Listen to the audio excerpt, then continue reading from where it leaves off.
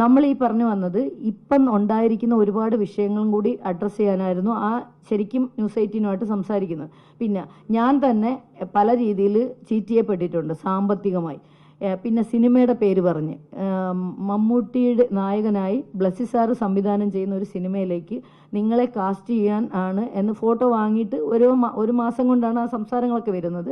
എന്നിട്ട് പറയുന്നത് നിങ്ങളെ ബ്ലസ്സി സാറിന് ഓക്കെയാണ് ഈ പടത്തിൽ, അതായത് ഒരു ക്യാൻസർ പേഷ്യൻ്റ് ആയിട്ടുള്ളൊരു രോഗിയാണ്, അപ്പം നിങ്ങൾ കുറച്ചുകൂടി മെലിയണം. ഇത് പറഞ്ഞിട്ട് ഇപ്പോൾ ഒരു 4-5 വർഷമാവും. പിന്നെ അപ്പോൾ എനിക്കൊരു 65 മേലിൽ വെയിറ്റ് ഉണ്ട്. അപ്പോൾ ഒരു 55 10 കിലോ 30 ദിവസം കൊണ്ട് കുറയ്ക്കണം. പിന്നെ നിങ്ങൾ ആ സിനിമയ്ക്ക് വേണ്ടിയിട്ടാണ് എന്നുള്ള രീതിയിൽ അത്ര നമ്മളിപ്പോൾ ഇങ്ങനെ പറയുന്നതല്ല, അത്രത്തോളം നമ്മൾ വിശ്വസിക്കുന്ന രീതിയിലായിരുന്നു അയാളുടെ ഇടപെടലുകൾ. എന്നിട്ട് ബ്ലസ്സി സാറിൻ്റെ പേര് സേവ് ചെയ്തിട്ടുണ്ട്, താഴെ സിനിമാറ്റോര പേര് സേവ് ചെയ്തിട്ടുണ്ട്, പ്രൊഡ്യൂസറുടെ പേര്, ഇതെല്ലാം ഫേക്കായിട്ട് ഒരാൾ തന്നെ ക്രിയേറ്റ് ചെയ്ത്, നമുക്കറിയില്ല ഫേക്കാണെന്ന്, എല്ലാം ക്രിയേറ്റ് ചെയ്ത് വാട്സപ്പ് ഗ്രൂപ്പിൽ നിന്ന് സ്ക്രീൻഷോട്ട് അയച്ചു തരുവാണ്. ബ്ലസ്സി സാർ സമ്മതിക്കുന്നത് ഒരു ദിവസം, രണ്ടാമത്തെ ദിവസം പിന്നെ ക്യാരക്ടറിൽ വണ്ണം കുറയ്ക്കണമെന്ന് പറയുന്നത് എല്ലാം ബ്ലസ്സി സാറിൻ്റെ പേര് വെച്ചിട്ട്. അപ്പം ആക്ച്വലി ബ്ലസ്സി സാറിൻ്റെ നമ്പർ, എൻ്റെയും കൂടെ കുറച്ച് അറിവില്ലായ്മയോ ആളുകളെ വിശ്വസിക്കുന്നതിലുള്ള പ്രശ്നങ്ങളുണ്ട്, അത് ഞാൻ സമ്മതിക്കുന്നു. കാരണം ബ്ലസ്സി സാറിൻ്റെ നമ്പർ എൻ്റെ കയ്യിലുണ്ടായിട്ട് ഞാൻ അദ്ദേഹത്തെ വിളിച്ച് ചോദിച്ചില്ല. ഒരാളെ ബ്ലൈൻഡായിട്ട് വിശ്വസിക്കുന്നതിലുള്ള പ്രശ്നമാണ്. പുള്ളിയുടെ പേര് ഗുരു എന്നാണ് എൻ്റെ അടുത്ത് പറഞ്ഞത്, നമ്പർ എൻ്റെ കയ്യിലുണ്ട്. അത് വേറൊരു കേസായിട്ട് പിന്നീട് ഫയൽ ചെയ്യും, ഇതിൻ്റെ ഇടയിൽ അതും കൂടെ പറ്റാത്തതുകൊണ്ടാണ്. അപ്പോൾ അയാൾ പിന്നീട് പറയുന്നത്, സ്വന്തമായിട്ട് പറയുന്നത് എൻ്റെ പേര് അമൽ എന്നാണ്. അയാളുടെ ഒരു ദിവസം അയാളുടെ ഫോട്ടോ ഫേസ്ബുക്കിലൊക്കെ നോക്കുമ്പോൾ അനീഷ് എന്നാണ്, എൻ്റെ വേറെ എന്തോ ഒരു വാലുണ്ട്, അത് കിട്ടുന്നില്ല, ഇപ്പം മറന്നുപോയി. അപ്പോൾ ഈ കള്ളത്തരങ്ങൾ പറഞ്ഞിട്ടുള്ള ഒരു മനുഷ്യൻ പിന്നീട് അയാൾ മരണപ്പെട്ടു എന്നും പല പല ഫേക്ക് കഥകളാണ് അതിൻ്റെ പുറകിൽ വരുന്നത്. എന്തായാലും അതൊരു ചതിയായിരുന്നു. അതറിയുന്നത് തിരുവനന്തപുരത്ത് IFFKയുടെ ഫംഗ്ഷന് ഒരു ദേശീയ അവാർഡ് ജേതാവായിട്ടുള്ള ഡയറക്ടർ വരുമ്പോൾ അദ്ദേഹം വേറൊരു കഥ എന്നോട് പറയാണ്, ആ സിനിമയിൽ ചിലപ്പോൾ സോണിയയ്ക്ക് ചെയ്യാൻ പറ്റും എന്നുള്ള രീതി ഒരു സ്റ്റോറി പറയുമ്പോൾ എൻ്റെ മനസ്സിങ്ങനെ വേവുക. നമ്മളിങ്ങനെ മമ്മൂക്കയുടെ കാര്യം വീട്ടിൽ പറഞ്ഞു, എൻ്റെ കുട്ടികളോട് പറഞ്ഞു, ഈ കോസ്മെറ്റിക് സർജറി ചെയ്യുന്ന ഡോക്ടറോട് പറഞ്ഞു, കടം വാങ്ങി സർജറി ചെയ്തു, 3 സർജറി ശരീരത്തിൽ ചെയ്തു, വണ്ണം കുറയ്ക്കുകയാണ് ഞാൻ. ആ കഥാപാത്രത്തെ അത്രയൊന്നും ഉറക്കമില്ല. കാരണം മമ്മൂക്കയുടെ നായികയായിട്ടൊരു പടം എന്നൊക്കെ പറയുമ്പോൾ ജീവിതത്തിൽ കിട്ടുന്ന ഒരു സാധനമല്ലേ, കുറച്ചേ ഉള്ളൂ മരിച്ചു പോകുന്നൊരു കഥാപാത്രമാണ്. അത്ര സ്വപ്നം കണ്ട് ഇത്രയും ചെറിയ പടത്തിലൊക്കെ അഭിനയിച്ച് എല്ലാവരും വഴക്കുണ്ടാക്കിയിട്ട് എന്തായാലും രക്ഷപ്പെടാൻ പോണ ഒരു മൊമെൻ്റ് ആണെന്ന് പറഞ്ഞാൽ ആഘോഷിച്ച് അങ്ങനെ ഇരുന്ന് എനിക്ക് കിട്ടിയത്, സാറ് വിളിക്കുമ്പോൾ ബ്ലസ്സി സാറ് പറയുന്നത്, ഞാൻ ഇങ്ങനെ ഒരു പടത്തെക്കുറിച്ച് ചിന്തയത് മമ്മൂക്കയുടെ ഒരു പ്രോജക്റ്റ് ഇപ്പോൾ റണ്ണല്ലല്ലോ, ഞാൻ ആക്ച്വലി മറ്റേ പടത്തിൻ്റെ പുറകിലാണ്. മറ്റേ പടം എന്ന് അദ്ദേഹം പറയുന്നത് ആടുജീവിതത്തിൻ്റെ പുറകിൽ റിസർച്ചും കാര്യങ്ങളും ചെയ്യുന്ന സമയമാണ് സാറ്. ആ ഒരു ദിവസം കടന്നു പോയത് എങ്ങനെയാണെന്ന് എനിക്കറിയത്തില്ല. അപ്പം ഞാൻ മനസ്സിലാക്കി ഇതിനകത്ത് എനിക്ക് പോലും എന്ന് പറഞ്ഞാൽ ഞാൻ വിചാരിക്കുന്നത് എനിക്ക് എല്ലാവരെയും മനസ്സിലാക്കാനൊക്കെ ഉള്ള കഴിവുണ്ട്, എന്നെ അങ്ങനെ പറ്റിക്കപ്പെടാൻ പറ്റത്തില്ല എന്നൊക്കെ ഉള്ള ഒരു അഹങ്കാരമുള്ള ഒരാളും കൂടി ആയിരുന്നു. അതിൻ്റെ ഫലമായിട്ട് ഞാൻ പോലും വിശ്വസിച്ചിട്ട് ഇത്രയും വലിയൊരു സർജറി, അയാൾ പറയുന്ന ഓരോ വാക്കും വിശ്വസിച്ച് നമ്മൾ പോയി. അപ്പോൾ എൻ്റെ ശരീരത്തിന് ശരീരത്തിനേറ്റതിനേക്കാൾ വേദന എൻ്റെ മനസ്സിനുണ്ട്. ഇപ്പോഴും നമുക്ക് ആ സർജറിയായിട്ട് ബന്ധപ്പെട്ട ബുദ്ധിമുട്ടുകളുണ്ട്. 2 വർഷത്തോളം സെൻസേഷൻ ഇല്ലായിരുന്നു ശരീരത്തിന്, ആ സർജറി ചെയ്ത ഭാഗങ്ങൾ.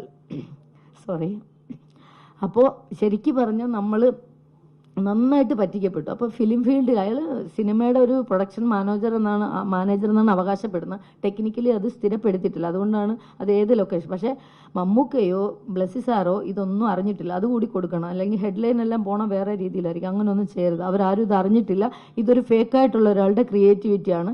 എന്നെ ഇതേപോലെ പറ്റിച്ചിട്ടുണ്ടെങ്കിൽ അയാൾ ആരെയെല്ലാം ഏതെല്ലാം സംവിധായകൻ്റെ നായികയാക്കാമെന്നും പറഞ്ഞ് ചെറിയ കുട്ടികളടക്കം ഏതൊക്കെ രീതിയിൽ മിസ്യൂസിങ് വന്നിട്ടുണ്ടെന്ന് ആരെങ്കിലുമൊക്കെ ഈ വാർത്താ സമ്മേളനം കാണുന്നെങ്കിൽ കുട്ടികൾ മുന്നോട്ട് വന്ന് പോലീസിനോടോ മീഡിയയോടോ ഒക്കെ പറയാന്നുള്ള റിക്വസ്റ്റ് മാത്രമേ ഉള്ളൂ. കാരണം ഇവനൊരു ചെറിയ മീനല്ല, ഇവനെ വെച്ചിട്ട് വളർത്തുന്ന, ഇതിനൊക്കെ ഒത്താശ കൊടുക്കുന്ന ഒരു സൊസൈറ്റി, അത് ഇൻഡസ്ട്രിയിലാണോ പുറത്തായാലും ഉണ്ട്. അപ്പോൾ ഇതൊക്കെ എനിക്കൊരു തുറന്ന് പറയണമെന്ന് തോന്നി.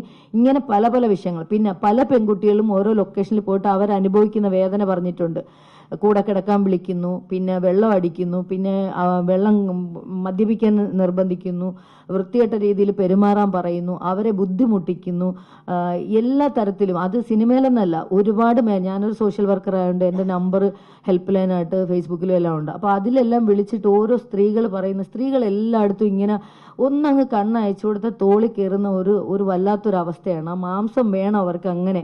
അതിന് പഞ്ചാര വാക്കുകൾ പറയുക, കുട്ടികളെ ഉപദ്രവിക്കുക, ചെറിയ മക്കളെ ഉപദ്രവിക്കുന്ന കഥകളും അവരമ്മയെ വരെ വേണമെന്ന് പറയുന്ന കുറേ സ്റ്റേറ്റ്മെൻറ്റുകളൊക്കെ ഈ സമയത്ത് വന്നു.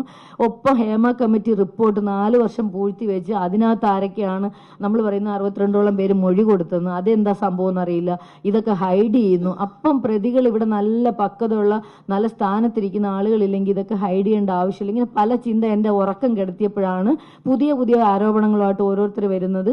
അതേ സമയത്താണ് ഇതെന്തെങ്കിലും പറയണം, എനിക്ക് മീഡിയയോട് സംസാരിക്കണം, ഇത്തരം വൃത്തികേടുകൾ എനിക്കും കുറച്ച് അനുഭവപ്പെട്ടിട്ടുണ്ട്, അതേപോലെ എൻ്റെ സുഹൃത്തുക്കളും ഇത് അനുഭവപ്പെടുന്നുണ്ട്, ഇത് മീഡിയ മൂലം വെളിയിൽ വരണം എന്നൊരു തോന്നൽ വന്നു.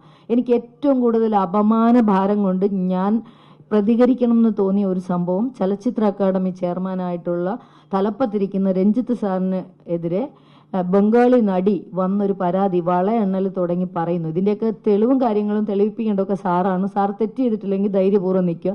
പക്ഷേ അപമാനം കൊണ്ട് ഭയങ്കരമായിട്ട്, വേറൊന്നുമല്ല, കേരളത്തിലെ പെണ്ണുങ്ങളെ പിച്ച് ചെയ്യുന്നത്. പക്ഷേ ഇത് പുറത്ത് സ്റ്റേറ്റിൽ നിന്ന് ഒരു സ്ത്രീ വന്നിട്ട് അവർക്ക് കൊടുക്കേണ്ട റെസ്പെക്റ്റ്, എത്രയോ നല്ല സ്ത്രീകളുണ്ട്, നിങ്ങൾക്ക് സെക്സ് വേണമെങ്കിൽ അത് കിട്ടുന്ന സ്ഥലങ്ങളുണ്ട്, അങ്ങനെ പൊക്കൂടെ. ഈ അഭിനയിക്കാൻ വരുന്ന ആളുകളുടെ ശരീരം ഉപയോഗിച്ചുകൊണ്ട്, അവരുടെ ശരീരം അവരുടെ ടൂളാണ്, ഒരു ആക്ടറിൻ്റെ ടൂളാണ് അവരുടെ ശരീരം, അതിനെ പിച്ച് കീറി അതിനെ ബുദ്ധിമുട്ടിച്ച് അവരുടെ മാനത്തെ കെടുത്തിയിട്ട് ഇവിടെ എന്ത് പുണ്ണാക്കിലെ സിനിമയാണ് നിങ്ങളൊക്കെ ചെയ്യണമെന്നുള്ളൊരു ചോദ്യമാണ്. അത് രഞ്ജിത്ത് സാറിനോട് മാത്രമല്ല, ഒരുപാട് ആളുകൾ അത്തരത്തിലുണ്ട്, മിണ്ടാതിരിക്കുന്ന ആളുകൾ, ഒളിച്ചോടിയ ആളുകളിലൊക്കെ അത്തരക്കാരുണ്ട്. നിങ്ങൾ കണ്ടുപിടിക്കുക ആരാണെന്നുള്ളത്, അത് എൻ്റെ ജോലിയല്ല. പക്ഷേ ഇനി എൻ്റെ കണ്ണു മുന്നിൽ ഒരു കുട്ടിയെ ഉപദ്രവിക്കാൻ ഞാൻ സമ്മതിക്കത്തില്ല, ഞാനത് റിപ്പോർട്ട് ചെയ്യും. ആ ഒരു കാര്യം കൊണ്ടാണ് ഞാൻ മീഡിയ അഡ്രസ്സ് ചെയ്യാനും എൻ്റെ കാര്യങ്ങൾ വിശദമായിട്ട് ഞാൻ മീഡിയയുടെ മുമ്പിലും പറയാൻ വന്നത്. ഇത്തരം നിരന്തരം സാധനങ്ങൾ നടക്കുന്നുണ്ട്. അങ്ങനെ നാണം കെട്ടൊരു സമയത്താണ് ഞാൻ ഹേമ കമ്മിറ്റി റിപ്പോർട്ടിനെതിരെ പ്രതികരിക്കാൻ വേണ്ടി വന്നത്. അപ്പോഴീ നിങ്ങൾക്കുണ്ടായ അനുഭവം ചോദിച്ചപ്പം 2013 എനിക്കിങ്ങനെ വന്നു എന്ന് പറഞ്ഞപ്പോൾ ഹേമ കമ്മിറ്റി റിപ്പോർട്ട് ഞാൻ ഉന്നയിക്കാൻ വന്ന വിഷയങ്ങളും അടിയിലായി, എൻ്റെ തൊടുപുഴ വിഷയം മേളിൽ വന്നു. അപ്പോൾ സ്വാഭാവികമായിട്ടും പബ്ലിക് ചോദിക്കും, മീഡിയ ചോദിക്കും, ആരായിരുന്നു അത്, എന്താണ് നിങ്ങളുടെ വിഷയം, എന്തായിരുന്നു അവിടെ പറ്റിയത്. അവിടെ തൊട്ട് തുടങ്ങി എൻ്റെ നല്ല കാലോ അഴുക്കക്കാലോ എന്ന് എനിക്കറിയില്ല, നിങ്ങൾ തീരുമാനിക്കണം ഞാൻ ഇറങ്ങിയ നല്ലതിന് വേണ്ടിയിട്ടാണോ എന്നുള്ളത്.